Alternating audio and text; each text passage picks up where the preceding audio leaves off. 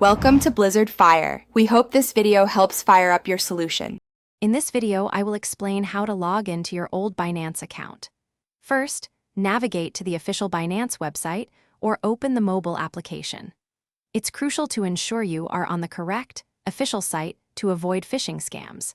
Then, simply input your registered email address or phone number along with your password into the designated fields.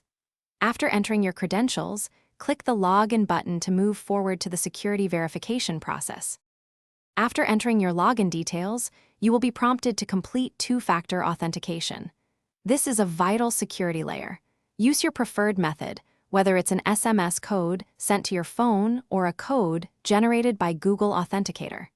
Enter the 6-digit code quickly, as these codes are usually time-sensitive and expire after a short period.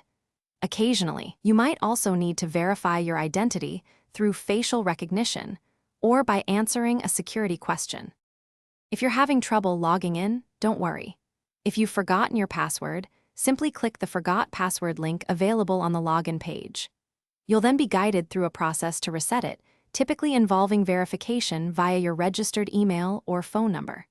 Should you face persistent issues, or if you suspect any unauthorized activity on your account, it's best to immediately contact Binance customer support for assistance. They can help you regain access safely. To keep your Binance account secure, always use a strong, unique password that combines letters, numbers, and symbols. Furthermore, enable all available two-factor authentication methods, such as Google Authenticator and SMS verification, to add multiple layers of protection.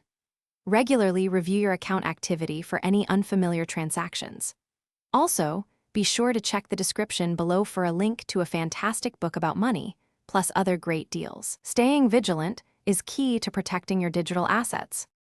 Thanks for watching. If you found this helpful, don't forget to like and subscribe.